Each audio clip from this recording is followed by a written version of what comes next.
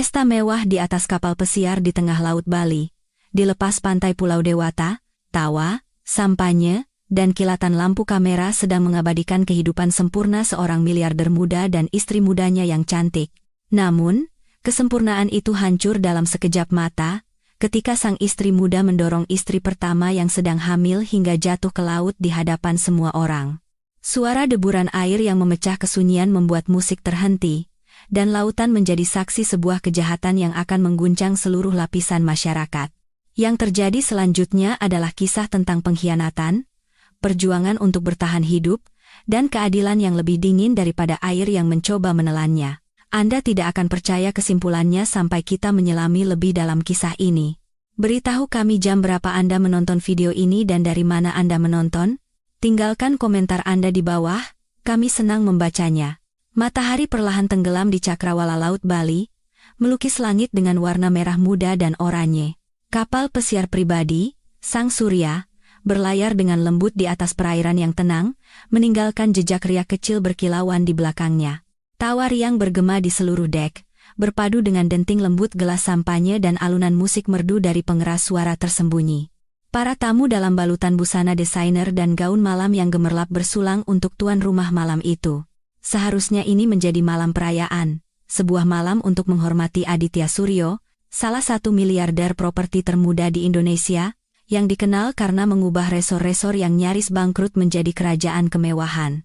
Kilatan lampu blitz menyala saat Aditya menyapa para tamunya, satu tangan memegang segelas sampanye, sementara tangan lainnya merangkul pinggang Bella. Gaun sutra merah menyala yang dikenakan Bella memantulkan setiap sudut cahaya senja. Senyumnya terlatih dengan baik sempurna dan setajam kristal yang diasah. Beberapa langkah darinya, Kirana mengamati dalam diam. Tangannya diletakkan di atas perutnya yang menonjol karena usia kehamilan 8 bulan. Kain lembut gaun hamil putihnya menari-nari di tiup angin laut. Dia selalu mencintai laut suara ombak, cakrawala yang tak berujung. Tetapi malam ini, ia merasa seolah-olah sedang berdiri di tepi jurang yang gelap dan tak berdasar. Para tamu mulai berbisik ketika ia berjalan mendekat. Beberapa tersenyum sopan, yang lain membuang muka, merasakan ketegangan di udara. Suara Kirana sedikit bergetar saat ia memaksakan senyum. Selamat ulang tahun, Aditya. Suaminya berbalik, terkejut melihatnya di sana. Untuk sesaat, citra pria yang pernah ia cintai muncul di matanya sebelum lenyap. Ia melirik Bella, yang kini tersenyum angkuh. Kamu seharusnya tidak banyak berjalan, Kirana. Dokter bilang kamu harus istirahat. Aku baik-baik saja, jawabnya pelan. Aku hanya ingin berada di sini bersamamu. Bella tertawa kecil, suara tawa yang terdengar polos tetapi mengandung racun, manis sekali. Tapi sejujurnya, Aditya, Kirana terlihat sedikit pucat, mungkin dia harus duduk sebelum pingsan. Nada suaranya memancing tawa gugup dari beberapa tamu. Pipi Kirana memerah. Kata-kata itu lebih menyakitkan dari yang ingin ia akui. Ia hendak berbalik, tetapi Aditya meletakkan tangannya di bahu Bella. Bella benar. Sebaiknya kau istirahat. Jangan membuat keributan. Jangan membuat keributan. Kalimat itu bergema di kepalanya. Ia telah mendengarnya berkali-kali di rapat dewan, di pesta, dalam pertengkaran di balik pintu tertutup. Artinya selalu sama, diamlah, jaga citra, berpura-puralah semuanya baik-baik saja. Tetapi sesuatu dalam diri Kirana telah berubah malam ini. Mungkin cara Bella menyentuh suaminya, atau cara Aditya yang tampak tidak peduli dengan tatapan orang lain. Mungkin karena bayi yang menendang di bawah tulang rusuknya, mengingatkannya bahwa ia bukan lagi sekadar istri yang terhina, tetapi seorang ibu yang harus melindungi dirinya dan anaknya. Kapal pesiar sedikit bergoyang saat menabrak ombak. Seseorang tertawa karena sebuah lelucon di dekatnya. Aroma parfum bercampur dengan aroma garam dan sampanye. Kirana menoleh ke suaminya, matanya berkilau. Aditya, bisakah kita bicara secara pribadi? Bella melangkah di antara mereka. Oh, Kirana, biarkan dia menikmati malamnya. Mengapa merusak suasana dengan air matamu? Aku tidak sedang berbicara denganmu, balas Kirana, suaranya goyah tetapi tegas. Para tamu terdiam. Bahkan musik seolah memudar, seolah lautan itu sendiri menahan napas. Bella memiringkan kepalanya dan tersenyum, Bibir merahnya melengkung menjadi seringai kejam. Tahu tidak, tadinya aku kasihan padamu. Tapi sekarang, aku pikir kau menyedihkan. Kirana menatapnya, tak bisa berkata-kata. Dunia terasa menyempit, suara di sekitarnya memudar hingga hanya detak jantungnya yang berdebar kencang yang terdengar. Bella melangkah lebih dekat, aroma parfumnya yang tajam dan manis terasa memuakkan. Aditya milikku sekarang. Kau hanyalah masa lalu yang lupa ia tutup. Kata-kata itu menusuk Kirana seperti pecahan kaca. Napasnya tercekat, keseimbangannya goyah. Kau tidak tahu apa-apa tentang cinta, bisiknya. Bella membungkuk dan menjawab pelan, aku tahu seperti apa kemenangan itu. Dan kemudian, itu terjadi dalam sekejap, cepat dan mengejutkan. Bella meletakkan kedua tangannya di bahu Kirana, dan mendorong dengan sekuat tenaga.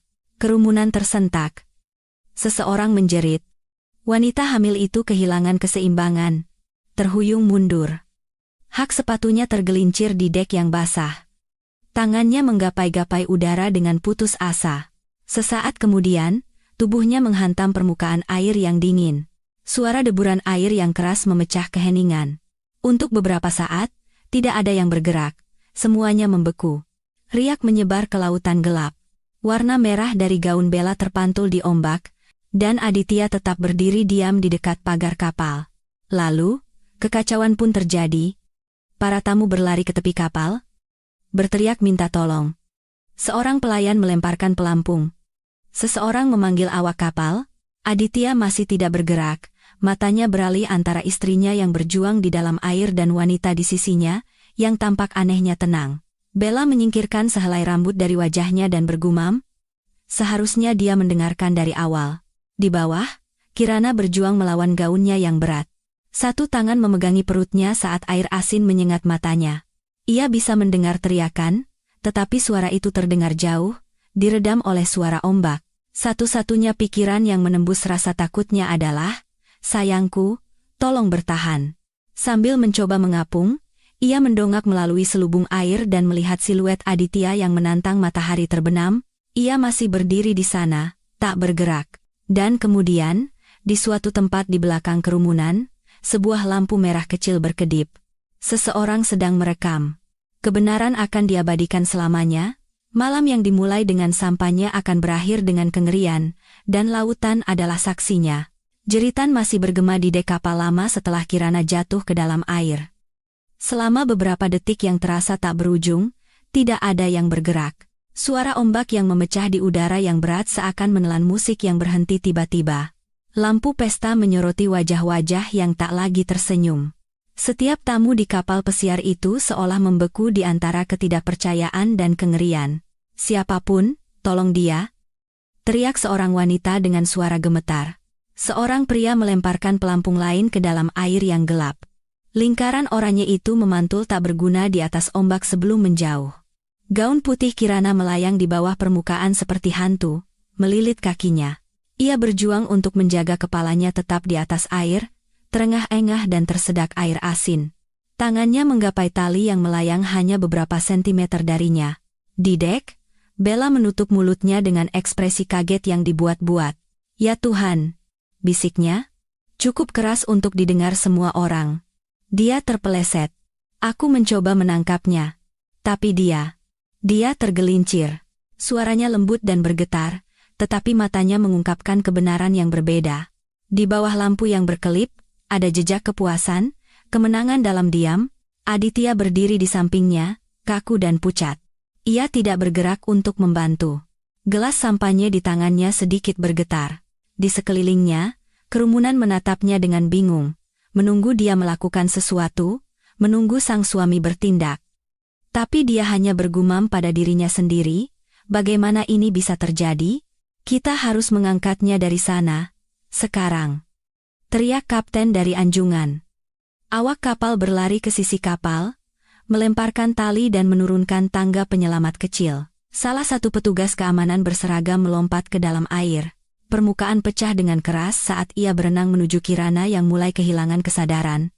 Saat ia mencapainya, Kirana nyaris tidak sadar. Bibirnya membiru, rambutnya yang basah menempel di wajahnya. Petugas itu melingkarkan lengannya di sekelilingnya, dan menariknya mendekat. "Nyonya, bertahanlah. Saya memegang Anda," katanya dengan tegas. Suara Kirana hanya bisikan. "Bayiku? Tolong." Petugas itu memeluknya lebih erat dan berenang sekuat tenaga menuju tangga. Para tamu mencondongkan tubuh ke pagar, mengangkat ponsel mereka tinggi-tinggi. Kilatan lampu blitz menyala. Setiap detik terasa seperti selamanya. Akhirnya, ketika mereka berhasil mengangkatnya, tepuk tangan terdengar. Tapi itu bukan tepuk tangan kegembiraan. Itu adalah tepuk tangan gugup dari orang-orang yang tidak tahu harus berbuat apa. Kirana ambruk di dek, batuk hebat saat air keluar dari mulutnya. Tubuhnya gemetar tak terkendali. Ia segera mengangkat tangan untuk memegangi perutnya. "Bayiku," desahnya. "Aku butuh dokter." Seorang wanita dari antara para tamu berlutut di sampingnya, menyelimutinya dengan syalnya. "Tidak apa-apa, Nyonya. Anda aman sekarang." Udara dipenuhi aroma garam, parfum, dan ketakutan. Bella melangkah mundur, bersandar pada Aditya. "Itu kecelakaan?" ulangnya dengan suara lebih keras. Semua orang melihatnya. Dia hanya terpeleset, tapi tidak ada yang menjawab. Suara kapten terdengar melalui pengeras suara. "Kita kembali ke pelabuhan. Harap semua tamu tetap tenang." Mata Kirana sedikit terbuka, pandangannya kabur. Ia mendengar bisikan di sekelilingnya, potongan-potongan kalimat yang menusuknya. "Dia hamil, kan?" Wanita itu mendorongnya. "Kurasa aku melihat tangannya. Ada yang merekamnya." Jantungnya berdebar kencang. Ada yang merekamnya. Di tengah kebingungan, ia menoleh dan melihat lampu merah berkedip itu lagi. Seorang tamu di ujung dek sedang memegang ponsel, wajahnya pucat dan tangannya gemetar. Ia dengan cepat menurunkan ponselnya saat tatapan Aditya bertemu dengannya. Suara Aditya rendah, tenang tetapi penuh ancaman. "Hapus itu." Pria itu ragu-ragu. "Pak, ini bukti." Aditya melangkah lebih dekat, ekspresinya gelap. "Ku bilang, hapus." Tetapi sebelum ia bisa mendekat, kapten datang menghalangi. "Tuan Aditya, tolong kendalikan situasi sampai kita tiba di pelabuhan." Aditya berbalik, mengatupkan rahangnya dan menggumamkan sesuatu. Bella berpura-pura menyeka air mata. "Dia akan baik-baik saja, selalu suka membuat drama." Kata-katanya menghantam Kirana, seperti dorongan lainnya. Ia mencoba bangkit, tetapi tubuhnya tidak merespons. Dunia berputar sekali lagi. Beberapa tangan terulur untuk menopangnya. "Tolong," bisiknya. "Aku harus ke rumah sakit." Seorang awak kapal mengangguk. "Sudah dekat, Nyonya." Beberapa menit lagi, para tamu berkumpul dalam kelompok-kelompok kecil. Berbisik, sepatu mahal mereka bergesekan dengan dek yang basah. Tidak ada lagi yang tertawa, tidak ada yang menari. Semua kemewahan malam itu telah lenyap, digantikan oleh keheningan yang lebih berat dari udara laut. Dalam keheningan itu, suara sepatu hak tinggi Bella terdengar tajam saat ia berjalan ke bar. "Seseorang? Tolong tuangkan aku minuman," gumamnya. "Aku perlu menenangkan diri." Bartender itu ragu-ragu, tidak yakin apakah harus melayaninya. Aditya mendekati konter dan berbicara dengan suara pelan, matanya melirik ke arah Kirana. "Kita akan urus ini." Tidak ada yang melihat apa-apa. Bella memberinya senyum kecil penuh percaya diri. "Mereka melihat apa yang aku ingin mereka lihat." Ketika kapal pesiar akhirnya merapat, para petugas medis sudah menunggu. Mereka bergegas naik dengan tandu. Kirana hampir tidak sadar, jari-jarinya mencengkeram selimut saat mereka mengangkatnya. Para petugas medis berbicara dengan cepat, memeriksa denyut nadi, pernapasan, dan detak jantung bayi yang belum lahir. "Dia sangat beruntung," kata salah satu dari mereka. 1 menit lagi, mungkin akan lebih buruk. Bella berhenti di dekat jalan keluar, mengamati saat mereka membawa Kirana pergi. Untuk sesaat, ia tampak gugup. Kemudian, ia melihat kilatan lampu blitz dari kerumunan wartawan yang berkumpul di pintu masuk pelabuhan. Ekspresinya segera berubah. Ia menegakkan tubuh, merapikan rambutnya, dan berbisik kepada Aditya, "Tersenyumlah ke kamera, sayang. Kau tidak mau ada skandal, kan?" Aditya mengangguk lemah, meskipun matanya menunjukkan kepanikan. Ia tahu betul apa yang bisa dilakukan media di Indonesia terhadap reputasi seseorang. Saat Kirana menghilang ke dalam ambulans, Kilatan kamera menangkap wajah Bella. Foto itu membeku dalam waktu. Wanita berbaju merah di samping kekasihnya yang diam, tanpa penyesalan, tetapi penuh kemenangan. Dan di atas kekacauan itu, terdengar dengungan pelan sebuah drone. Lampu merahnya berkedip tanpa henti, merekam setiap detik bencana malam itu. Di dalam ambulans, Kirana membuka matanya lagi. Seorang petugas medis tersenyum menenangkan. Anda aman sekarang, Nyonya. Anda dan bayi Anda akan baik-baik saja. Tetapi Kirana tahu itu tidak benar. Keamanan hanyalah ilusi, badai yang sesungguhnya baru saja dimulai. Ia menoleh ke jendela kecil di belakang ambulans. Melalui jendela itu, ia melihat kapal pesiar yang masih terang benderang di bawah langit malam, lampunya terpantul di air hitam pekat. Di suatu tempat di dek itu ada dua orang yang hampir menghancurkan hidupnya. Bibirnya terbuka, suaranya lemah tetapi tegas. Ini belum berakhir. Sirene meraung ke kejauhan, membawanya ke babak berikutnya dari perjuangannya. Keesokan paginya, Bali terbangun dengan berita utama yang lebih panas dari mataharinya. Setiap media memberitakan hal yang sama. Istri miliarder didorong dari kapal pesiar di tengah pesta ulang tahun. Gambar yang goyah tetapi jelas menunjukkan gaun merah, gaun putih, dan suara deburan air yang membungkam pesta. Dalam beberapa jam, video itu menjadi viral. Di Menara Suryo, ponsel Aditya bergetar tanpa henti. Pesan dari pengacara, investor, dan teman-teman memenuhi layarnya. Ia mengabaikan sebagian besar. Ia duduk di kantornya yang berdinding kaca, memandang cakrawala kota.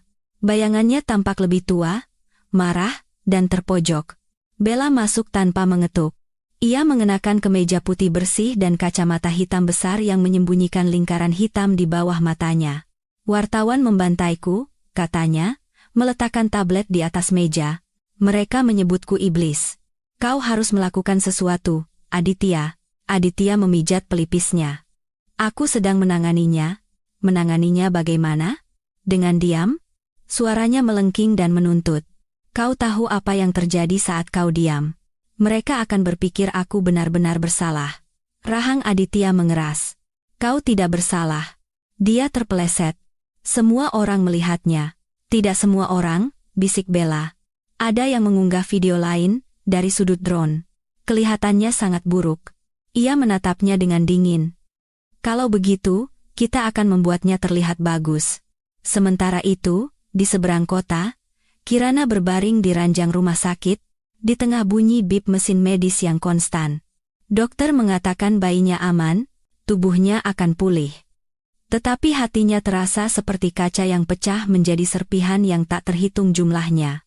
Ia menatap langit-langit saat pikirannya memutar ulang kejadian itu dorongan, deburan air, dan wajah Aditya, yang diam dan jauh, seolah sedang menonton orang asing tenggelam.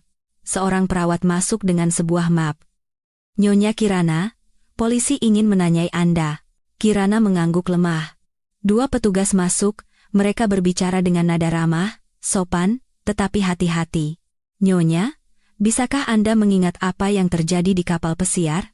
Iya, kata Kirana pelan. Bella mendorongku. Itu bukan kecelakaan. Dia bilang aku seharusnya tidak berada di sana. Salah satu petugas bertukar pandang dengan rekannya. Kami sudah tahu tentang video itu, Bu. Saat ini sedang dalam penyelidikan. Kami akan membutuhkan pernyataan tertulis dari Anda. Ketika mereka pergi, Kirana memalingkan wajahnya ke jendela. Di luar, pohon-pohon kelapa bergoyang di bawah langit biru cerah. Di suatu tempat, pria yang pernah ia cintai sedang bersiap untuk membela wanita yang mencoba membunuhnya. Sore itu, prediksinya menjadi kenyataan.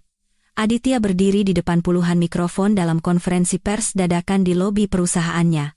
Kilatan lampu blitz menyala saat wartawan meneriakkan pertanyaan. Ia mengangkat tangan meminta ketenangan. Saya tahu ada banyak spekulasi, mulainya, suaranya halus tetapi tegang. Apa yang terjadi di kapal pesiar adalah kecelakaan yang tragis. Istri saya terpeleset. Nona Bella mencoba membantunya. Seorang wartawan berteriak, tapi di video. Aditya memotong, video menunjukkan kebingungan. Orang melihat apa yang ingin mereka lihat. Istri saya berada di bawah tekanan besar akhir-akhir ini, dan terkadang emosinya tidak terkendali. Itu adalah pengalihan, menyalahkan korban yang disamarkan sebagai kepedulian. Bella berdiri di sampingnya, sedikit menundukkan kepala agar terlihat rapuh.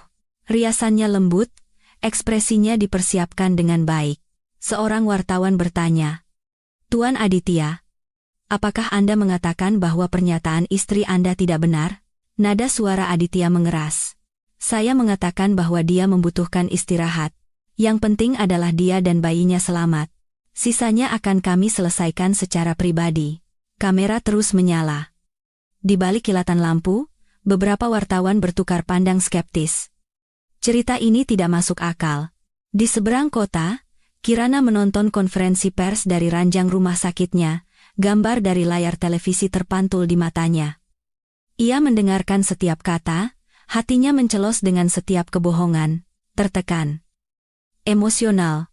Dia sedang menulis ulang kebenaran sebelum dunia sempat memutuskan apa yang harus dipercaya. Seorang perawat memperhatikan air mata mengalir di pipinya. "Anda harus mematikannya," tidak sepadan dengan rasa sakitnya. Tapi Kirana tidak mengalihkan pandangannya. "Sepadan untuk diingat," bisiknya. Sementara itu, di Menara Suryo, Bella menghela napas lega saat kamera dimatikan. "Kau melakukannya dengan sempurna," katanya, melingkarkan lengannya di leher Aditya. "Sekarang mereka akan berhenti menyalahkanku." Aditya tidak membalas pelukannya. "Kita harus berhati-hati.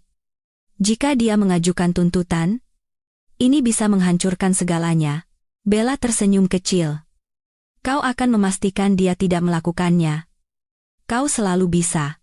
Ia menatapnya, benar-benar menatapnya untuk pertama kalinya hari itu. "Kau mendorongnya, kan?" Bella terdiam. "Apa yang kau bicarakan? Kau melakukannya, kan?" Suaranya datar. "Aku melihat tanganmu." Bibirnya melengkung menjadi senyuman. "Lalu apa yang akan kau lakukan? Mengatakan yang sebenarnya? Kalau begitu, kau akan kehilangan segalanya. Investor, dewan direksi, reputasimu." Aditya berbalik ke bayangannya di jendela lagi. "Kau pikir kau sudah menguasaiku?" "Aku tahu begitu," kata Bella lembut. "Dan kau menyukainya." Ia mencium pipinya sebelum berjalan keluar dari kantor. Suara sepatu hak tingginya bergema di koridor marmer. Malam itu, Aditya sendirian di kantornya. Lampu kota berkelip di bawah, tetapi tidak memberikan penghiburan. Ia menuangkan segelas whisky untuk dirinya sendiri dan mulai menggulir media sosial.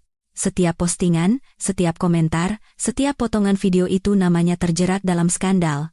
Kenapa dia tidak menolongnya? Wanita berbaju merah itu jelas mendorongnya. Ia membanting ponselnya ke meja dengan frustrasi.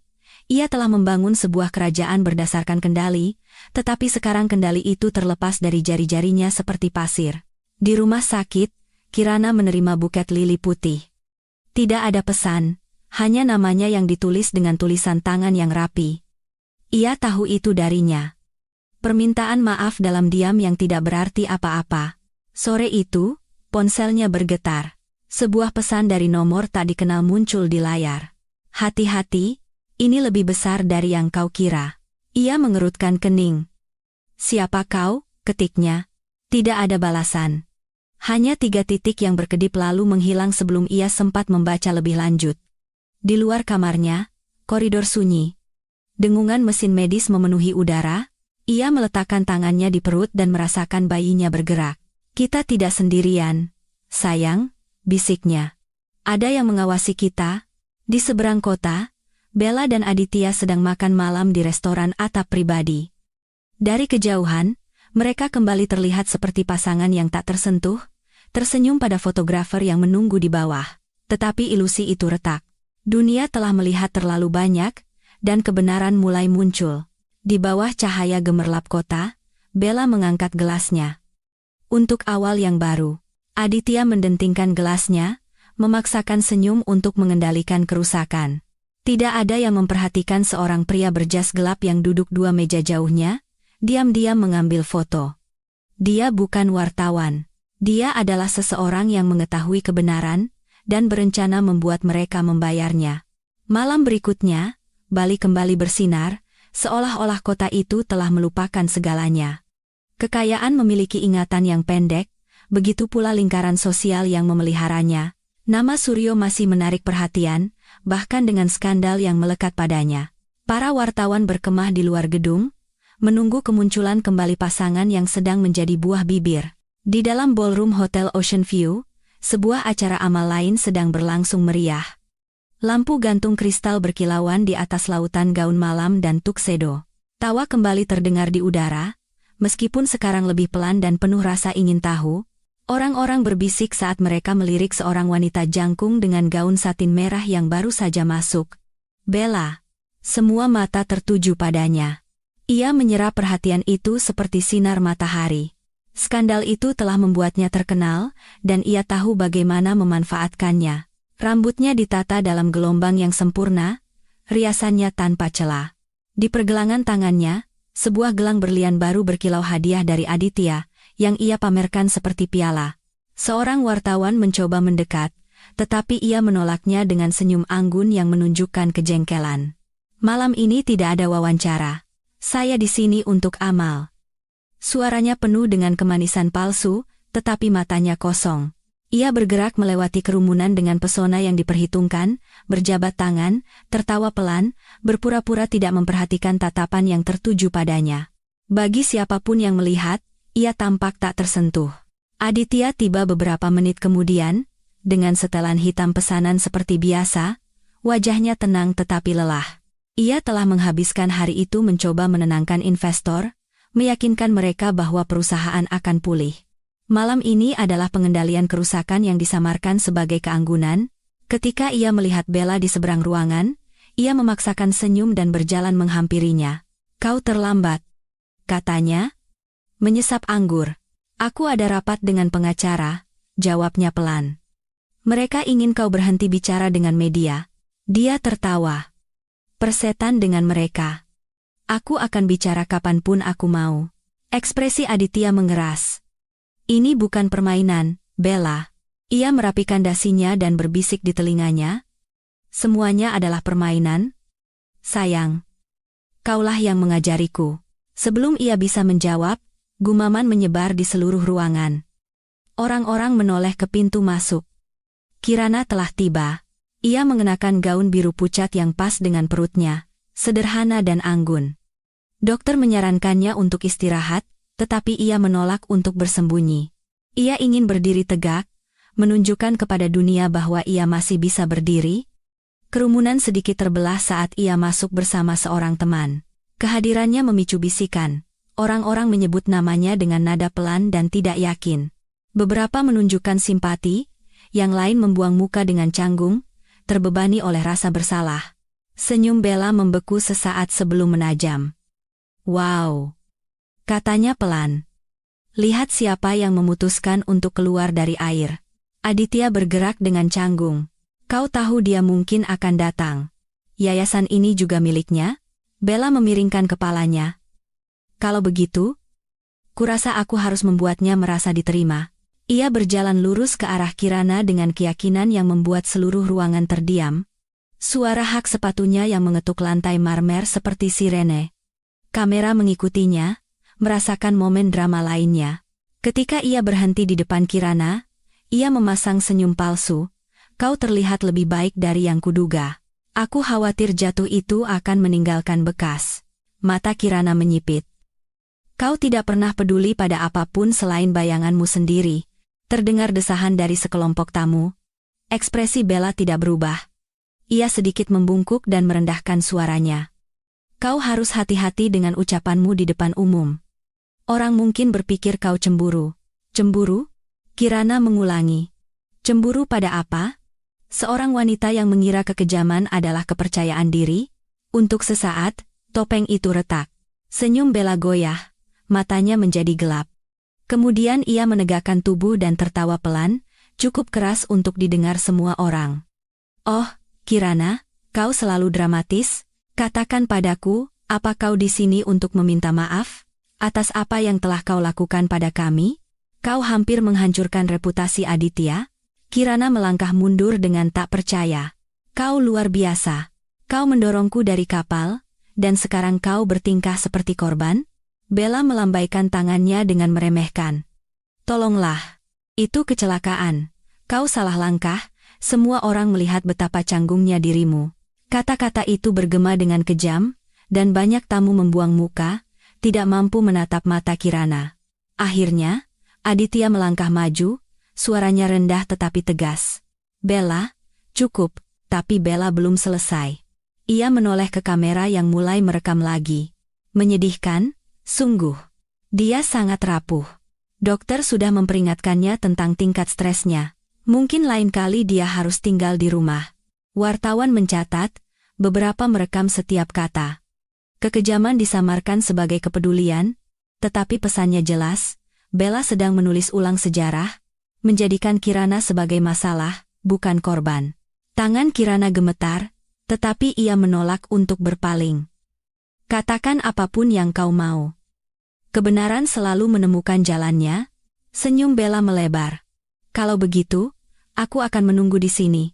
Seorang pelayan lewat, dan Bella mengambil segelas sampahnya lagi. Ia mengangkatnya ke arah Kirana dengan sikap mengejek. Untuk bertahan hidup, katanya sambil tersenyum.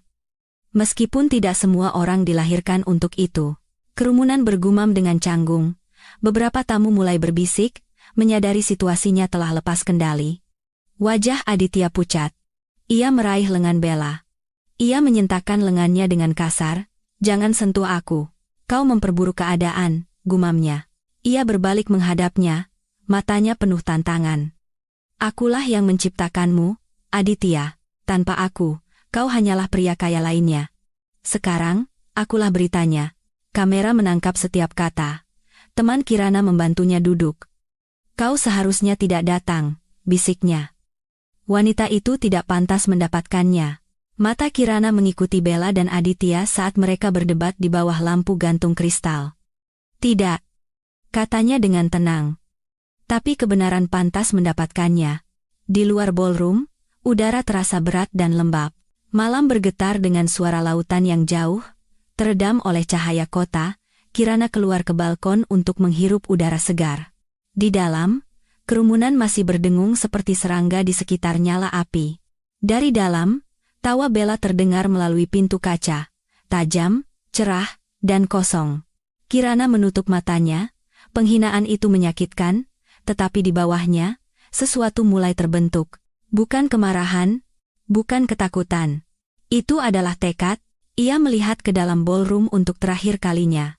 Bella dikelilingi oleh para pengagum lagi, tertawa, berpose untuk foto, bertingkah seolah tidak terjadi apa-apa. Aditya berdiri di sampingnya dengan wajah tanpa ekspresi. Suara Kirana tenang tetapi mantap. Nikmatilah selagi bisa, Bella, bisiknya. Karena itu tidak akan bertahan lama. Angin malam meniup ujung gaunnya saat ia berbalik untuk pergi. Di kejauhan, sirene meraung di jalanan kota. Dan untuk pertama kalinya sejak ia jatuh, Kirana tersenyum. Bukan karena kebahagiaan, tetapi karena tujuan. Keesokan paginya setelah pesta, matahari Bali bersinar terlalu terang, terlalu keras, menampakkan kehancuran yang ditinggalkan malam itu. Hotel Ocean View telah dibersihkan dengan sempurna, seolah tidak ada yang terjadi. Tetapi video itu ada di mana-mana. Cuplikan kesombongan Bella dan keheningan Aditya memenuhi media sosial. Berita utama menyebutnya konfrontasi paling dingin di Bali. Di penthouse yang menghadap ke laut, Aditya duduk dalam diam. Ponselnya bergetar tanpa henti dengan panggilan dari investor, wartawan, dan tim humasnya. Ia mengabaikan semuanya, malah menatap koran di atas meja. Wajahnya sendiri balas menatapnya dari halaman depan. Aku tidak bisa membiarkan ini berlanjut. Gumamnya. Bella muncul di belakangnya, terbungkus jubah sutra, memegang secangkir kopi. Tenanglah. Sayang, katanya. Kau masih kaya, dan aku masih cantik. Orang akan lupa. Aditya memukul meja dengan tangannya. Suara itu bergema di seluruh ruangan. Mereka tidak akan lupa. Tahukah kau apa yang dilakukan ini pada perusahaan? Dia mencibir. Kau lebih peduli pada perusahaan daripada istrimu yang hampir tenggelam? Selalu seperti ini, ia berbalik menghadapnya, rahangnya mengatup. Kau pikir ini lucu? Kau mempermalukanku di depan setiap investor besar tadi malam. Bella bersandar di dinding kaca, memandang ke air. Tidak, Aditya. Aku hanya mengingatkan mereka siapa yang memiliki kekuatan untuk mempermalukanmu. Ia bangkit dan berjalan perlahan ke arahnya. Jika kau melakukan hal seperti itu lagi, aku akan. Ia memotongnya, suaranya dipenuhi kemanisan palsu. Kau akan apa? Meninggalkanku? Kau tidak bisa. Tidak sekarang. Kau membutuhkanku untuk membereskan kekacauan ini. Aditya menghela napas, menyadari bahwa dia benar. Ia tidak lagi bisa mengendalikannya, tidak bisa mengendalikan narasi, bahkan tidak bisa mengendalikan hidupnya sendiri. Di seberang kota, Kirana sedang duduk di kantor pengacaranya yang tenang. Pengacaranya, Dewi Chandra, seorang wanita berusia 40-an yang tenang dan tegas, meletakkan map tebal di atas meja. Ini dia, katanya. Surat cerai, perintah penahanan, dan tuntutan. Semuanya resmi setelah kau menandatanganinya. Tangan Kirana sedikit gemetar. Dia akan mengejarku, bisiknya. Dewi Chandra mengangguk. Ya, dia akan melakukannya, tapi kita akan bergerak dengan hati-hati. Jangan temui dia sendirian. Jika dia menelepon, rekam. Jika dia mengancam, segera hubungi saya. Kirana melihat dokumen-dokumen itu. Setiap kata adalah luka, setiap tanda tangan adalah bekas luka. Tapi itu juga tindakan kebebasan pertamanya dalam bertahun-tahun. Ia mengambil pena, bayangannya menatap balik dari permukaan meja yang mengkilap. Aku sudah selesai merasa takut, katanya pelan. Aku akan menandatanganinya. Sore itu, hal yang tak terduga terjadi. Aditya muncul di rumah sakit tanpa pemberitahuan. Ia masuk dengan setelan jas dan sepatu yang dipoles, seolah-olah akan menghadiri rapat dewan. Kepercayaan dirinya telah kembali, tetapi terasa hampa dan dibuat-buat. Ketika Kirana melihatnya di pintu, jantungnya mencelos. Ruangan itu terasa lebih kecil. Kau seharusnya tidak di sini, katanya. Aku harus menemuimu, jawabnya, melangkah lebih dekat. Kita perlu bicara. Tidak ada lagi yang perlu dibicarakan. Ia mengabaikan kata-katanya. Kau bersikap tidak rasional. Media memutarbalikkan segalanya. Aku mencoba melindungimu. Dia tertawa getir. Melindungiku? Kau hanya berdiri diam saat dia mendorongku ke laut. Matanya menjadi gelap. Jaga ucapanmu. Kau tidak berpikir jernih. Dokter bilang stres tidak baik untuk bayi. Suara Kirana menjadi tajam. Jangan berani-beraninya kau menggunakan bayiku untuk memanipulasiku. Ia menatapnya seperti seseorang yang mencoba mengendalikan badai. Jika kau mengajukan tuntutan, kau akan menyesal. Kau akan kehilangan semua yang pernah kuberikan padamu. Rumah, rekening bank, mobil semuanya. Ia menatap matanya tanpa berkedip. Aku lebih baik tidak punya apa-apa daripada memilikimu. Untuk pertama kalinya, topengnya retak. Kemarahan murni mengubah wajahnya. Ia menarik napas dalam-dalam dan memaksakan senyum. Kau akan berubah pikiran. Kau selalu begitu. Ia berbalik dan berhenti di pintu. Oh, dan satu hal lagi, jika kau berbicara di depan umum lagi, ingat siapa yang mengendalikan narasi, aku bisa membuatmu terlihat gila. Ketika ia pergi, jantung Kirana berdebar begitu kencang hingga ia pikir akan hancur.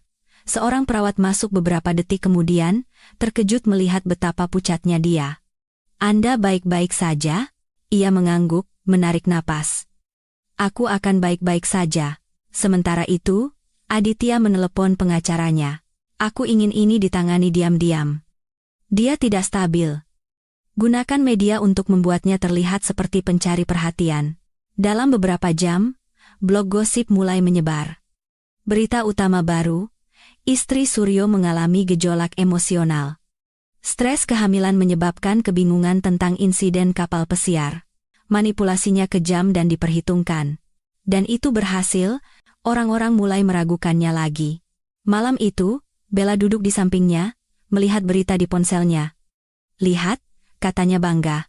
Kau mengendalikan media, dan mereka bermain sesuai aturanmu. Aditya tidak menjawab. Ia menuangkan minuman lagi. Bayangannya di jendela tampak seperti orang asing, seorang pria yang memiliki segalanya kecuali kedamaian. Bella membelai pipinya. Sekarang kau hanya perlu membungkamnya. Aku akan urus sisanya. Apa maksudmu? Tanyanya. Dia tersenyum dan mengeluarkan flash drive kecil dari tasnya. Katakan saja aku punya sedikit kartu truf. Beberapa email, beberapa rahasia. Jika dia mencoba melawan, kita akan mengingatkannya dengan siapa dia berurusan. Ia menatap flash drive di tangannya. Kau menikmati ini, kan? Tentu saja, bisiknya. Pemenang selalu menikmati melihat orang lain jatuh. Malam itu, Kirana menerima telepon dari nomor pribadi. Ketika ia menjawab, ia hanya mendengar keheningan. Kemudian, suara wanita yang lembut dan akrab terdengar. Halo, Kirana, ini Bella. Kirana membeku. Bagaimana kau mendapatkan nomor ini? Oh, aku punya caraku, kata Bella dengan santai. Aku hanya ingin bilang kau terlihat cantik di pesta itu, sangat berani untuk muncul. Aku hampir menghormatimu. Kenapa kau menelepon? Untuk mengingatkanmu bahwa orang sepertiku tidak pernah kalah, jawab Bella. Jika kau melawan Aditya, aku akan memastikan setiap pintu di kota ini tertutup untukmu. Kau akan menjadi tidak ada. Kirana mencengkeram ponselnya. Kau sudah mencoba membunuhku, Bella. Apa lagi yang bisa kau ambil dariku? Suara Bella menjadi bisikan. Reputasimu, kedamaianmu, masa depanmu. Panggilan itu terputus. Untuk waktu yang lama, Kirana tetap diam, lampu kota bersinar di balik jendela. Rasa takut bergetar di dadanya, tetapi kali ini, itu tidak menguasainya. Ia membuka laci meja di samping tempat tidurnya dan mengeluarkan kartu nama yang ditinggalkan. Inspektur Eko beberapa minggu lalu, pria yang menanyainya setelah insiden di kapal pesiar. Saat itu, ia menolak bantuannya. Tapi sekarang, ia menekan nomor itu. Ketika pria itu menjawab, Kirana berbicara dengan pelan. Inspektur, saya siap menceritakan semuanya. Semuanya dimulai dengan satu postingan di media sosial. Video pendek, berdurasi 20 detik, menunjukkan momen tepat di kapal pesiar itu. Tangan Bella menghantam bahu Kirana, suara deburan air, jeritan para tamu yang teredam. Gaun merah yang bersinar di bawah matahari senja. Dalam 1 jam, video itu ada di mana-mana Twitter, Instagram, TikTok, setiap situs gosip yang hidup dari skandal. Keterangannya singkat, ini bukan kecelakaan. Menjelang tengah hari, video itu telah ditonton jutaan kali. Menjelang sore, itu menjadi berita internasional. Pembawa berita memperdebatkan video itu secara langsung. Tagar membanjiri internet. Keadilan untuk Kirana menjadi tren nasional. Di Menara Suryo, kekacauan menguasai, karyawan berbisik di koridor, telepon berdering tanpa henti. Wartawan mengerumuni gedung, kamera mereka menyala setiap kali pintu kaca terbuka. Di dalam kantornya, Aditya duduk di belakang mejanya, dasinya longgar dan matanya merah.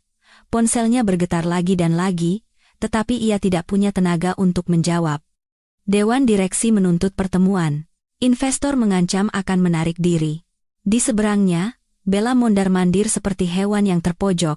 Ketenangannya yang sempurna telah lenyap. Bagaimana bisa bocor? Serunya. Kau bilang video itu sudah dihapus. Aku tidak tahu. Balas Aditya, suaranya terdesak. Aku menyuruh mereka menghapusnya dari setiap situs. Tapi video itu terus muncul, dia berteriak, melemparkan ponselnya ke meja. Lihat ini. Bahkan sponsorku meninggalkanku. Aku mendapat ancaman pembunuhan. Aditya bersandar di kursinya, lelah. Kau yang melakukannya sendiri? Bella membeku. Apa katamu? Kau mendorongnya. Katanya pelan. Kau yang memulai semua kekacauan ini. Dia menyilangkan lengannya. Dan kau hanya menonton. Itu membuatmu lebih buruk dariku. Kata-kata itu melayang di antara mereka, beracun. Sementara itu, di sebuah kedai kopi kecil di seberang kota, Kirana duduk berhadapan dengan Inspektur Eko. Dia adalah pria berusia 30-an, tenang, profesional, dengan tatapan tajam tipe orang yang disegani tanpa perlu meninggikan suaranya. Ia meletakkan sebuah map di atas meja. Video itu berasal dari salah satu kamera keamanan di kapal pesiar. Seseorang membocorkannya secara anonim. Tapi siapapun itu, dia telah membantumu. Kirana menyesap tehnya, tangannya masih sedikit gemetar. Bukan aku. Aku tidak membocorkan apapun. Inspektur itu mengangguk. Aku percaya padamu. Tapi ini mengubah segalanya. Tekanan publik akan memaksa kejaksaan untuk membuka kembali kasus ini.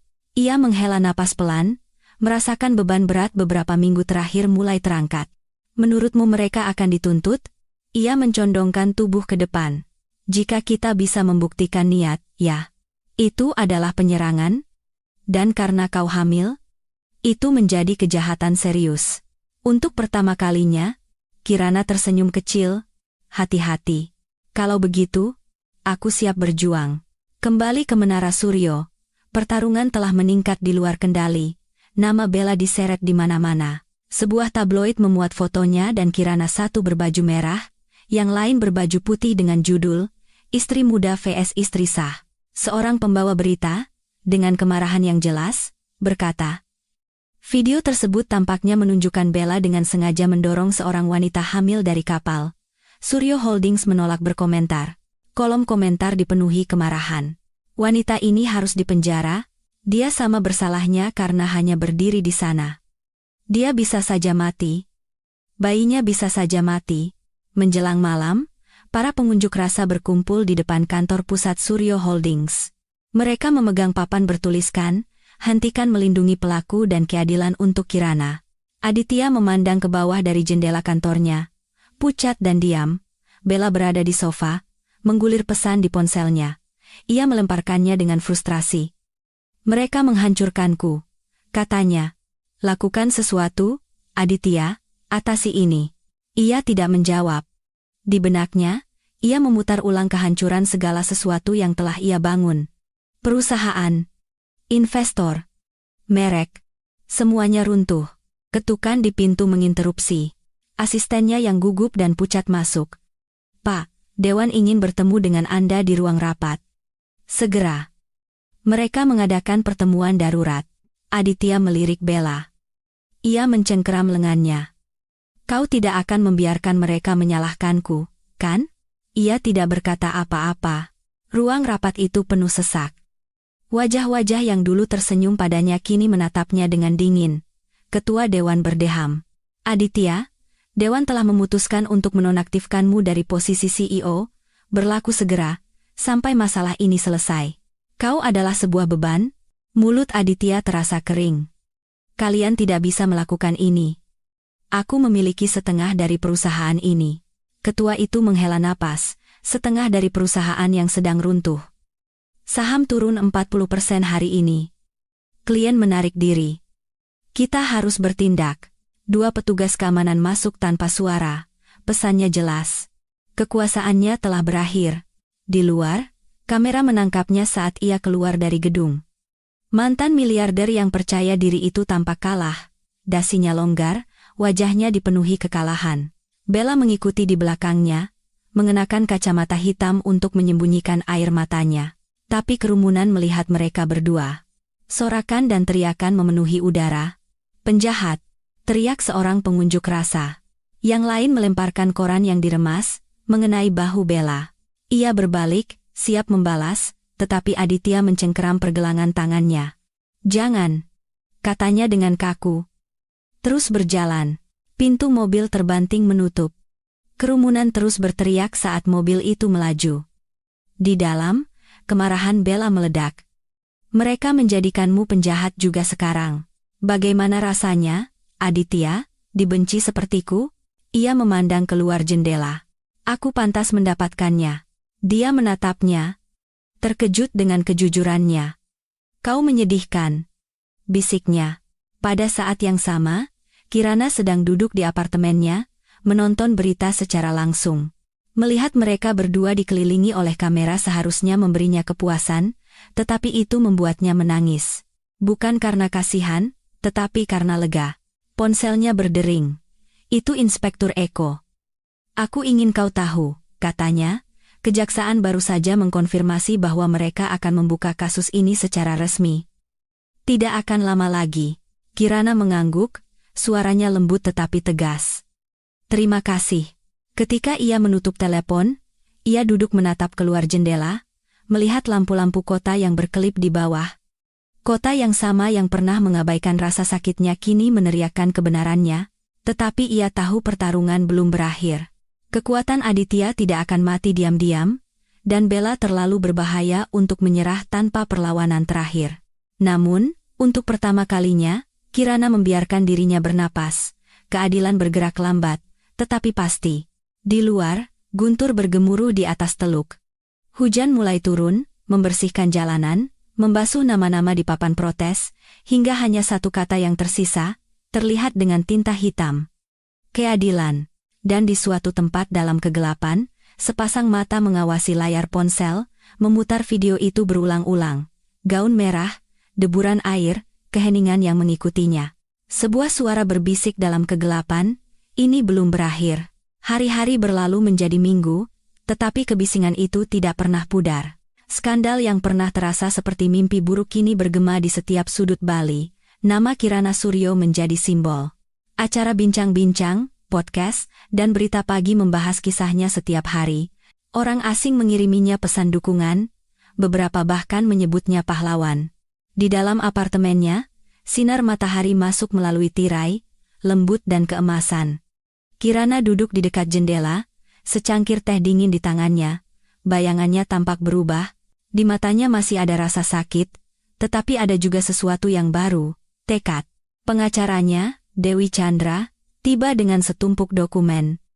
Kejaksaan telah mengajukan tuntutan resmi, katanya. Penyerangan dan penganiayaan terhadap wanita hamil, persidangannya akan terbuka untuk umum. Kirana mengangguk perlahan, jantungnya berdebar, bukan karena takut, tetapi karena kejelasan. Baiklah. Sudah waktunya. Dewi tersenyum lembut. Kau siap? Aku sudah selesai bersembunyi. Sore itu, Kirana setuju untuk melakukan wawancara pertamanya. Lampu studio terasa menyilaukan, tetapi ia tidak goyah. Pembawa acara, yang dikenal karena pendekatannya yang empatik, berbicara dengan nada ramah. Nyonya Kirana, mengapa Anda memutuskan untuk berbicara sekarang? Kirana menarik napas dalam-dalam. Karena keheningan melindungi pelaku, dan saya sudah terlalu lama diam. Penonton di studio bertepuk tangan pelan. Kamera memperbesar wajahnya yang tenang dan penuh tekad. Apakah Anda menyalahkan suami Anda? Tanya pembawa acara. Suaranya tegas. Dia telah membuat pilihannya. Dan sekarang, saya membuat pilihan saya. Wawancara itu ditayangkan malam itu. Dalam beberapa jam, itu menjadi salah satu video yang paling banyak ditonton di negara itu. Kata-katanya, sederhana dan langsung, menyentuh jutaan hati.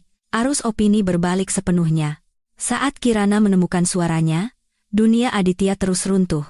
Pengacaranya menelepon setiap hari dengan berita buruk.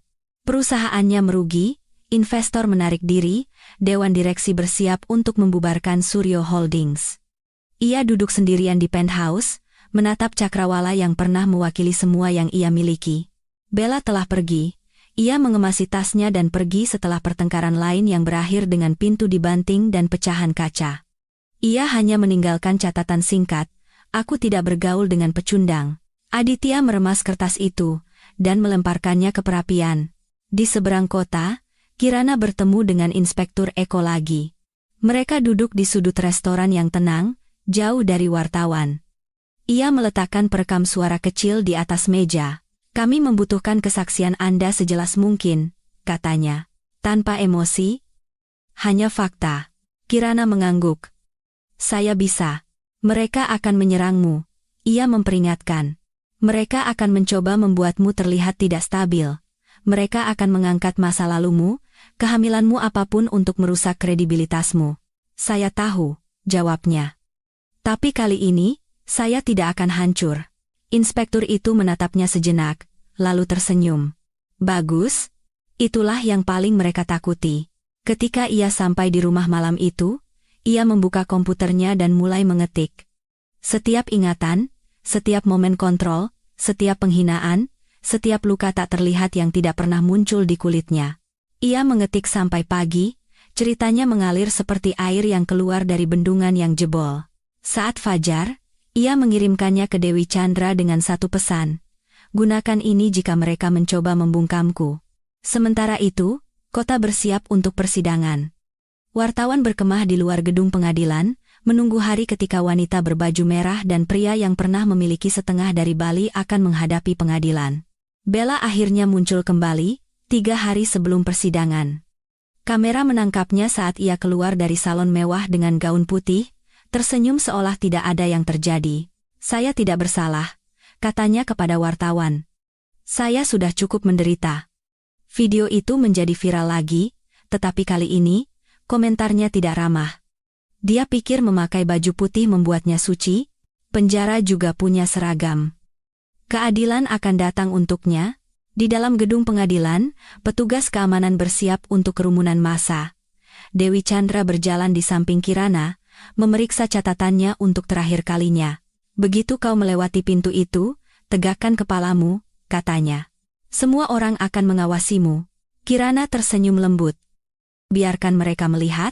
Saat ia keluar dari mobil, kebisingan itu menghantamnya seperti ombak. Teriakan, kilatan kamera, wartawan yang memanggil namanya. Tapi kali ini, ia tidak bersembunyi di balik kacamata hitam, tidak menundukkan kepala. Ia berjalan dengan langkah mantap, tenang. Gaun biru pucatnya berkibar di tiup angin. Seorang wartawan bertanya, "Nyonya Kirana, ada yang ingin Anda sampaikan kepada Bella? Terimalah konsekuensi dari perbuatanmu." Kata-katanya menyebar dalam hitungan menit. Orang-orang mengulanginya, menyebutnya kuat, menyebutnya sebuah pernyataan. Di dalam ruang sidang, Aditya duduk di meja terdakwa, pucat dan kuyu. Bella berada di samping pengacaranya, berpura-pura tenang, meskipun tangannya gemetar di bawah meja. Ketika Kirana masuk, topeng Bella retak. Keheningan itu terasa berat, bisa dirasakan oleh semua orang. Palu hakim jatuh sekali. Sidang dibuka. Kirana duduk, hatinya mantap. Ia bukan lagi wanita yang jatuh dari kapal pesiar. Ia adalah wanita yang bangkit kembali dari air. Malam itu, saat meninggalkan pengadilan, ia melewati sekelompok wanita yang memegang lilin dan poster dukungan. Salah satu dari mereka mendekat dan berkata, "Anda membuat kami bangga hari ini." Kirana tersenyum sambil menahan air mata. "Terima kasih." Ketika ia sampai di rumah, ia membuka ponselnya dan memeriksa pesan yang membanjir. Ribuan orang asing menulis kepadanya penyintas kekerasan, wanita yang dibungkam, ibu yang melihat cerminan diri mereka dalam kisahnya. Satu pesan menonjol, "Terima kasih telah membuatku berani mengatakan tidak pada suamiku. Terima kasih telah memberiku keberanian." Kirana menutup matanya, menekan ponsel ke dadanya. "Jika aku tidak mendapatkan apa-apa lagi dari ini," bisiknya, "ini saja sudah cukup." Di seberang kota, Bella dan Aditya berada di bar hotel yang remang-remang, jauh dari kamera. Ketegangan di antara mereka beracun. Bella minum perlahan, matanya dingin. "Kau pikir dia akan menang, kan?" Aditya tidak menjawab. "Dia tidak akan menang," katanya dengan kaku. "Aku akan menemukan cara untuk menghancurkan kesaksiannya. Aku selalu menang." Akhirnya, ia menatapnya. "Kau melawan pertempuran yang salah, Bella. Dunia tidak lagi berpihak padamu." Dia tersenyum kecil. "Kalau begitu, aku akan membuat mereka ingat mengapa mereka seharusnya berpihak padaku." Saat ia bangkit untuk pergi, kilat menyinari jendela, menampakkan wajahnya. Bukan lagi ketakutan yang mendorongnya. Itu adalah keputusasaan. Di apartemennya, Kirana berdiri di balkon. Angin meniup rambutnya. Kota bersinar di bawah. Ia menarik napas dalam-dalam. Satu tangan di perutnya. "Kau aman sekarang, sayang," bisiknya kepada bayi yang belum lahir. "Kita aman." Badai menyelimuti Bali, berat dan hidup. Di suatu tempat dalam badai itu, suara keadilan sedang mengumpulkan kekuatan. Dan kali ini, Kirana tidak lari darinya. Ia berjalan lurus ke dalamnya. Ruang sidang itu penuh sesak. Setiap kursi terisi, setiap koridor di luar ramai oleh wartawan. Tidak ada kamera yang diizinkan di dalam, tetapi suasananya tegang seperti siaran langsung televisi. Orang-orang mencondongkan tubuh ke depan, menunggu untuk menyaksikan apa yang oleh banyak orang disebut sebagai persidangan abad ini di Bali. Kirana duduk di meja jaksa, di samping pengacaranya, Dewi Chandra, tangannya diam di atas permukaan kayu, meskipun jantungnya berdebar semakin kencang setiap menitnya. Di seberang, Bella duduk dengan gaun putih, wajahnya tenang, tetapi matanya gelisah. Aditya berada di sampingnya, lebih kurus, lebih pucat, jauh dari pria berkuasa yang pernah menguasai cakrawala. Hakim masuk. Semua orang berdiri, suara palu bergema di ruangan seperti guntur. Sidang dimulai. Jaksa memulai. Yang Mulia, bukti akan menunjukkan bahwa Kirana Suryo sengaja didorong dari kapal pesiar oleh Bella saat ia hamil 8 bulan. Dan bahwa Aditya Suryo berpartisipasi dalam menutupi kejahatan tersebut dan mengintimidasi korban. Pengacara Bella berdiri. Keberatan? Yang Mulia. Tidak ada bukti niat. Hakim mengangguk. Keberatan dicatat. Lanjutkan. Jaksa menoleh ke juri. Anda akan melihat rekamannya. Anda akan mendengar kesaksiannya. Anda akan mengerti bahwa ini bukan kecelakaan, tetapi serangan brutal. Ketika pernyataan pembukaan berakhir, Dewi Chandra membungkuk dan berbisik kepada Kirana, tetap tenang. Bukti yang sebenarnya akan datang. Ketika video pertama diputar, seluruh ruangan terdiam. Itu adalah rekaman dari drone. Pemandangannya sangat jelas. Dek kapal pesiar berkilauan di bawah matahari senja. Kamera menangkap setiap detail. Seringai Bella, tangannya yang menghantam bahu Kirana, dan jatuhnya yang mengerikan ke laut. Rekaman suara menangkap desahan, lalu keheningan, terdengar gumaman di ruangan itu. Beberapa anggota juri menutup mulut mereka. Ketenangan Bella pecah untuk pertama kalinya. Ia gelisah, membisikkan sesuatu kepada pengacaranya. Aditya terus menatap layar, tidak mampu berpaling. Jaksa menghentikan video itu dan menoleh ke meja terdakwa.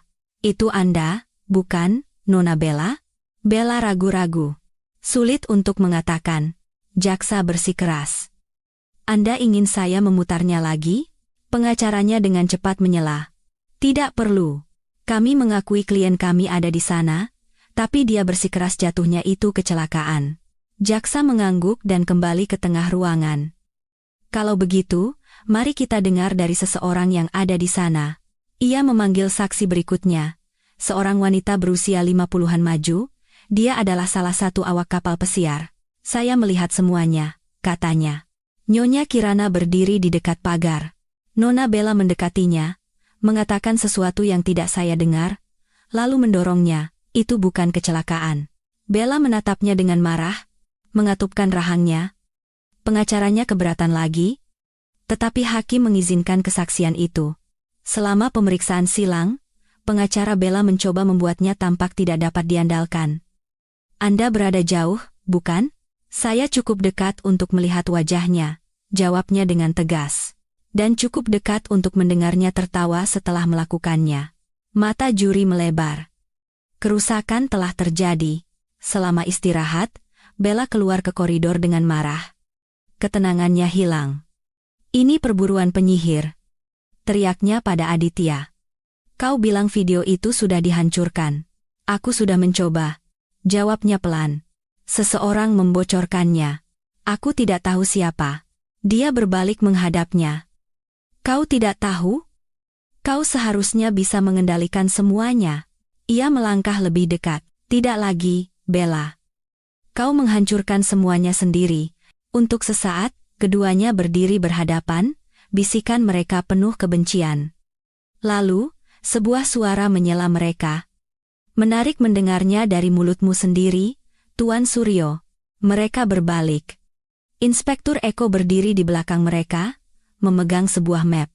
Kalian sebaiknya kembali ke tempat duduk. Aku saksi berikutnya. Bella membeku. Inspektur itu tersenyum dingin. Terkejut? Aku sudah mengawasimu sejak saat itu. Kembali ke ruang sidang, Inspektur Eko memberikan kesaksian. Inspektur Eko, jaksa memulai. Tolong jelaskan peran Anda dalam penyelidikan ini. Tentu, jawab inspektur itu. Setelah insiden itu, saya ditugaskan untuk menyelidiki apakah ada bukti yang dirusak. Selama proses itu, saya berhasil memulihkan file yang dihapus dari sistem keamanan kapal pesiar. Apa yang kami temukan mengkonfirmasi adanya penyerangan. Ia mengeluarkan sebuah flash drive dari sakunya dan memberikannya kepada petugas. Ini adalah rekaman video yang tidak diedit dan rekaman audio. Izin untuk memutar audionya, Yang Mulia. Diizinkan. Rekaman suara yang samar terdengar melalui pengeras suara. Rekaman itu menangkap percakapan sebelum jatuh. Suara Bella, tajam dan dingin. Kau hanyalah masa lalu yang lupa ia tutup. Suara Kirana yang gemetar, kau tidak tahu apa-apa tentang cinta. Dan kemudian, suara Bella lagi, lembut dan beracun. Aku tahu seperti apa kemenangan itu. Diikuti oleh suara dorongan, deburan air, keheningan. Ruangan itu dipenuhi gumaman. Wajah Bella pucat pasi. Ia mencoba berbicara, tetapi pengacaranya meletakkan tangan di lengannya, memperingatkannya untuk diam. Jaksa menoleh ke juri. Itu, para hadirin, adalah niat. Pengacara Aditya mencoba menyela, mengklaim audio itu bisa saja dimanipulasi, tetapi inspektur itu menyela dengan tenang. Metadatanya utuh. File itu asli. Dan masih ada lagi. Ia membuka map yang dibawanya. Di dalamnya ada cetakan email, kontrak, dan transfer bank. Kami menemukan pembayaran dari Suryo Holdings kepada beberapa saksi setelah insiden itu. Uang suap. Mata hakim menyipit. Tuan Suryo, apakah Anda ingin menjelaskan transaksi ini? Aditya menelan ludah. Itu adalah pembayaran sebagai itikat baik. Saya tidak ingin orang panik. Inspektur itu menatapnya lurus. Maksud Anda tidak ingin ada yang bicara. Ruangan itu kembali dipenuhi desahan. Dewi Chandra membungkuk dan berbisik kepada Kirana, sudah berakhir. Mereka sudah tamat. Selama sisa hari itu, kesaksian demi kesaksian meruntuhkan tembok kebohongan.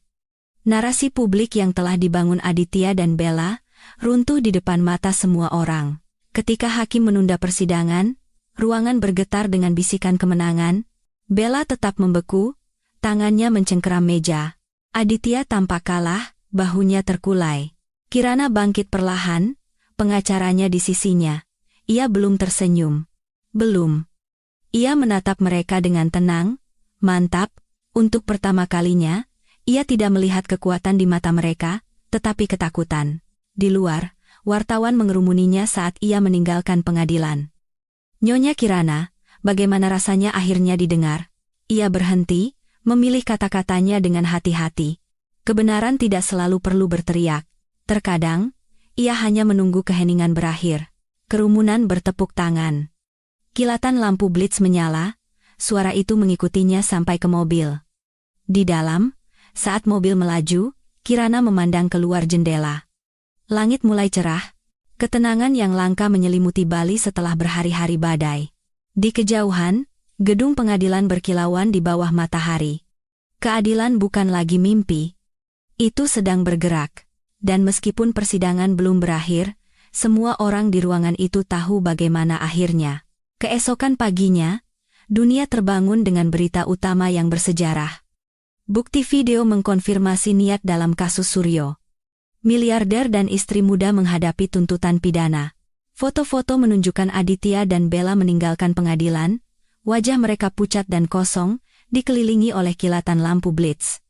Rekaman audio dari persidangan bocor ke setiap stasiun berita besar. Jutaan orang menonton dengan tak percaya. Pria yang pernah tampak tak tersentuh telah menjadi simbol kejatuhan. Wanita yang hidup untuk kemewahan kini menjadi wajah kekejaman. Di ruang rapat yang dulunya milik Suryo Holdings, suasananya sunyi. Para direktur duduk di sekitar meja panjang, menghindari tatapan Aditya. Akhirnya, Ketua Dewan angkat bicara. Para pemegang saham telah memberikan suara secara bulat. Kami akan menghapus nama Anda dari perusahaan ini sepenuhnya. Berlaku segera. Aditya menatapnya, tak bisa berkata-kata. Kalian tidak bisa menghapusku dari warisanku sendiri. Ketua itu menghela napas. Kau melakukannya sendiri. Petugas keamanan masuk tanpa suara. Momen itu terasa tidak nyata. Aditya, pria yang pernah memerintahkan orang keluar dari ruangan, kini digiring keluar dari gedungnya sendiri. Di luar, para pengunjuk rasa telah kembali. Teriakan mereka bergema di jalanan. Keadilan untuk Kirana. Tidak ada lagi keheningan. Kru kamera menyerbu trotoar saat Aditya mendorong kerumunan, menutupi wajahnya. Seseorang berteriak. Bagaimana rasanya kehilangan segalanya? Ia tidak menjawab. Pintu mobil terbanting, dan sopir melaju kencang, meninggalkan badai cahaya di belakang. Di seberang kota, Bella menghadapi kehancurannya sendiri. Agensi modelnya telah memecatnya. Kontraknya lenyap dalam semalam. Orang-orang yang dulu mengundangnya ke acara karpet merah kini tidak menjawab teleponnya. Ponselnya dipenuhi pesan, tidak ada satupun yang ramah. Ia sendirian di penthouse, masih mengenakan jubah sutra, seolah menyangkal kenyataan bisa menyelamatkan hidupnya. Televisi memutar ulang rekaman dari persidangan. Momen ketika ia mendorong Kirana telah menjadi salah satu klip yang paling banyak ditonton di negara itu. Terdengar ketukan di pintu. Ia tidak menjawab. Ketukan itu semakin keras. Akhirnya, ia berteriak, "Pergi!" Pintu terbuka paksa. 2 petugas polisi masuk, menunjukkan lencana mereka. "Nona Bella, Anda ditangkap atas tuduhan penyerangan terhadap wanita hamil dan menghalangi proses peradilan." Ia berdiri membeku. "Anda pasti bercanda." Seorang polwan mendekat. "Anda memiliki hak untuk tetap diam." Bella mencoba tertawa, tetapi suaranya bergetar. "Itu pembelaan diri. Dia gila. Kalian tidak bisa menangkapku karena ini." Petugas tidak berkata apa-apa saat mereka memborgolnya. Logam dingin itu menggigit kulitnya, kata-katanya meleleh menjadi kepanikan. "Aku tidak bermaksud menyakitinya. Seharusnya tidak sejauh ini." Kamera menunggunya di luar. Kerumunan bersorak saat Bella digiring keluar, rambutnya yang tertata rapi berantakan ditiup angin. Ia menundukkan kepalanya, tetapi itu tidak masalah. Dunia telah melihat segalanya. Malam itu, seorang pembawa berita berkata dengan nada serius, "Bella telah ditahan." Sumber mengkonfirmasi bahwa dia juga mungkin menghadapi tuduhan merusak kesaksian. Sementara itu, telepon Aditya berdering tanpa henti. Tim hukumnya mencoba menyusun pembelaan. Reputasinya hancur, kerajaannya hilang. Ketika pengacaranya tiba di rumah, Aditya sedang mondar-mandir di ruang tamu. "Anda harus menyerahkan diri," kata pengacara itu. "Polisi memiliki surat perintah, mereka menemukan catatan pembayaran yang Anda gunakan untuk membungkam saksi." Aditya berhenti, wajahnya kaku. "Aku melakukan apa yang harus kulakukan. Alasan itu tidak akan berlaku di pengadilan," jawab pengacara itu dengan tenang. "Anda menghadapi tuduhan menghalangi proses peradilan, penyuapan, dan konspirasi. Jika Anda bekerja sama, kita mungkin bisa bernegosiasi." Aditya menjatuhkan diri ke kursi, suaranya pecah untuk pertama kalinya. "Aku tidak pernah berpikir akan berakhir seperti ini." Pengacara itu mengumpulkan dokumennya. "Tidak ada yang pernah berpikir begitu," katanya. Malam itu, saat badai kembali menyelimuti Bali, sebuah mobil polisi tiba di kediaman Aditya. Lampu merah dan biru melukis dinding putih. Ketika pintu terbuka, ia sudah menunggu, berpakaian rapi seolah akan menghadiri rapat. Ia memandang petugas dan berkata, "Mari kita selesaikan ini." Mereka memborgolnya tanpa berkata apa-apa. Saat fajar, Aditya dan Bella berada di balik jeruji besi, di sel tahanan yang terpisah. Kegilaan media semakin intensif. Kerumunan berkumpul di depan gedung pengadilan, meneriakkan slogan. Para pendukung Kirana meninggalkan bunga dan catatan tulisan tangan di tangga gedung. Di apartemennya, Kirana menonton berita dalam diam. Bayinya menendang pelan di bawah tangannya, seolah merasakan ketenangan yang akhirnya kembali. Temannya tiba dengan sarapan dan menaikkan volume televisi. Mantan CEO Aditya Suryo telah didakwa dengan berbagai tuduhan, termasuk menghalangi proses peradilan. Kata pembawa berita, istri mudanya, Bella, menghadapi tuduhan penyerangan dan merusak kesaksian. Keduanya menunggu persidangan. Temannya tersenyum. "Kau berhasil. Sudah berakhir." Tapi Kirana menggelengkan kepalanya pelan. "Tidak. Ini bukan tentang aku. Ini tentang setiap wanita yang disuruh diam." Ia bangkit dan berjalan ke balkon. Kota terbentang di hadapannya, bersinar di bawah cahaya pagi. Untuk pertama kalinya, ia merasa damai. Di penjara, Bella duduk di selnya. Rambutnya acak-acakan, tangannya gemetar. Narapidana lain berbisik tentangnya. Beberapa kasihan, beberapa menghina. Ia menatap dinding abu-abu, memikirkan suara deburan air, jeritan yang teredam, dan keheningan yang mengikutinya. Kemenangannya hanya berlangsung beberapa menit, tetapi kejatuhannya akan bertahan bertahun-tahun. Sementara itu, Aditya berada di sel lain, di seberang kota. Para penjaga memperlakukannya seperti orang lain. Jam tangan mahalnya disita, setelahnya diganti dengan seragam oranye. Gema pintu yang ditutup terasa begitu final bagi pria yang pernah mengendalikan segalanya. Suara kunci yang terkunci tak tertahankan. Beberapa hari kemudian, sebuah artikel kecil muncul di koran, Kerajaan Suryo, RSMI runtuh. Di bawahnya, sebuah foto kantor pusat perusahaan dengan papan nama yang sedang diturunkan, para pekerja menggantinya dengan logo sebuah yayasan amal yayasan yang telah diumumkan oleh Kirana. Foto itu menjadi viral. Orang-orang menyebutnya keadilan puitis. Pada saat yang sama, seorang wartawan merilis sebuah film dokumenter berjudul Kejatuhan Suryo. Film itu dimulai dengan kutipan Kirana dari wawancaranya, "Keheningan melindungi pelaku." Penonton terpaku saat cerita itu terungkap, dari awal hingga akhir kapal pesiar, skandal, persidangan, penangkapan. Ketika selesai, hanya sedikit yang merasa kasihan pada mereka yang jatuh. Dan di sebuah kamar rumah sakit yang sunyi, Kirana duduk di dekat jendela, menggendong bayi yang baru lahir di lengannya. Napas bayinya lembut dan teratur. Ia menatapnya dan berbisik, "Kita bebas sekarang, sayang." Temannya masuk tanpa suara. "Sudah memikirkan nama?" Kirana tersenyum. "Dharma. Artinya keadilan." Di luar, cahaya fajar pertama menyinari air, mengubah lautan menjadi emas sekali lagi. Lautan yang sama yang pernah mencoba menelannya kini menjadi cermin kekuatannya.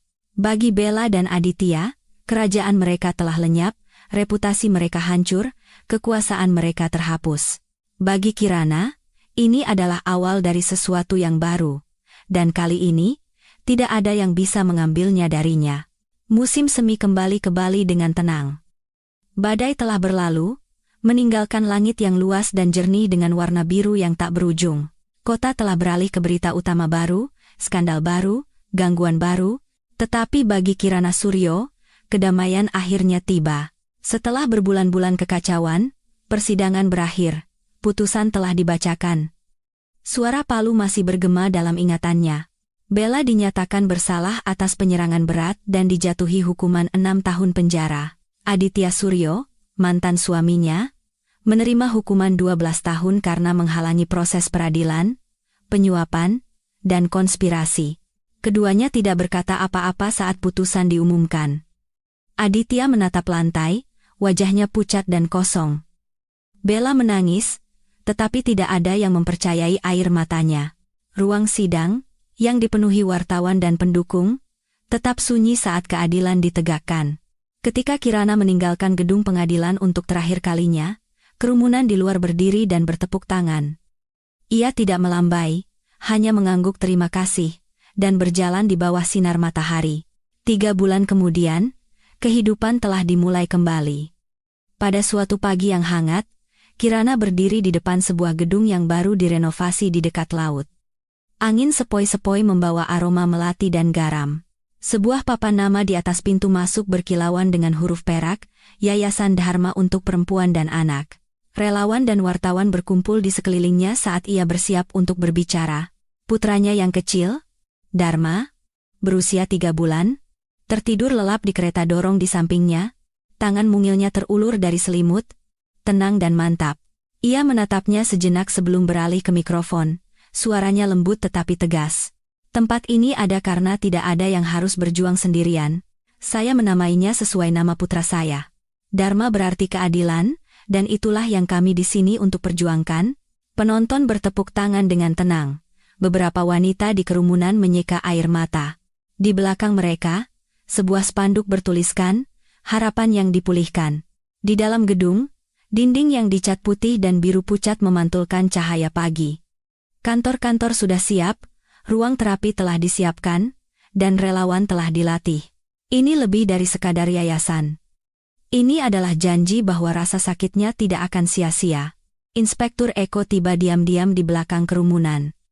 Ia menjaga jarak sejak persidangan berakhir, menghormati privasinya, tetapi hari ini, ia ingin berada di sana.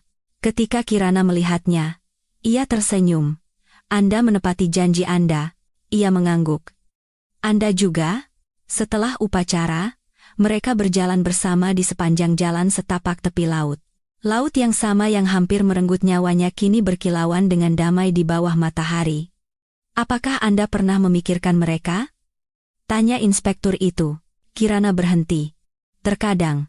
Tapi tidak lagi dengan kemarahan, hanya dengan pemahaman. Orang seperti Bella dan Aditya menghancurkan diri mereka sendiri jauh sebelum orang lain melakukannya." Ia menatapnya dengan kagum. "Anda lebih kuat dari kebanyakan orang yang saya kenal." Ia tersenyum lembut. "Saya tidak selalu seperti itu, tapi saya belajar bahwa kekuatan bukanlah tentang tidak pernah jatuh. Ini tentang bangkit ketika dunia ingin melihatmu tetap di bawah." Sore itu, ia kembali ke apartemennya yang menghadap ke laut. Suara ombak memenuhi ruang yang sunyi, teratur dan menenangkan. Di dinding, sebuah artikel koran yang dibingkai dari hari setelah putusan. Judulnya berbunyi, "Keadilan ditegakkan, penyintas kapal pesiar menginspirasi bangsa." Ia menggendong putranya dan membawanya ke jendela. Matanya terbuka perlahan, memantulkan cahaya. "Lihat, Dharma," bisiknya. "Itu laut. Dulu aku takut padanya, tapi sekarang, itu mengingatkanku bahwa bahkan air terdalam pun tidak bisa menenggelamkan kebenaran." Bayi itu mengeluarkan suara pelan di pelukannya, dan ia tersenyum. Saat matahari mulai terbenam, langit berubah menjadi merah muda dan emas warna yang sama pada malam pesta di kapal pesiar itu. Tetapi kali ini, dunia terasa berbeda, bebas dari rasa takut, bebas dari rasa malu, hanya damai. Ponselnya bergetar di atas meja. Pesan dari Dewi Chandra, pengacaranya dan sekarang teman dekatnya. "Kau berhasil. Aku sangat bangga padamu. Mari kita rayakan segera." Kirana menjawab, "Besok malam, tempat biasa." Ia meletakkan ponselnya dan mematikan lampu, hanya menyisakan cahaya senja dari cakrawala yang masuk melalui jendela. Di luar, ombak terus berdebur, ritme yang stabil. Hidup terus berjalan, begitu juga dia. Keesokan paginya, sebuah surat kabar lokal memuat sebuah artikel berjudul, "Dari Penyintas Menjadi Pendiri, Wanita yang Mengubah Bali." Artikel itu menceritakan bagaimana satu tindakan kekejaman telah memicu gerakan kasih sayang. Donasi mengalir ke yayasan. Para penyintas perempuan mulai berbagi cerita mereka. Dalam artikel itu, satu kutipan menonjol dengan huruf besar. "Terkadang, keadilan bukanlah tentang hukuman. Ini tentang penyembuhan."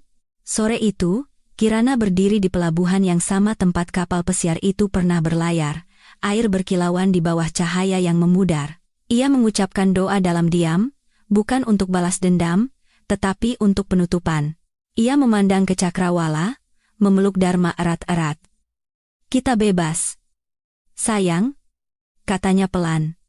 "Dan akhirnya, kita pulang." Angin sepoi-sepoi meniup rambutnya saat ia berbalik untuk pergi. Lampu-lampu kota mulai bersinar di belakangnya, hangat dan keemasan. Sebelum pergi, ia melirik lautan untuk terakhir kalinya, dan tersenyum. "Kebenaran membebaskan kita," bisiknya. Kamera cerita berhenti pada gambar itu.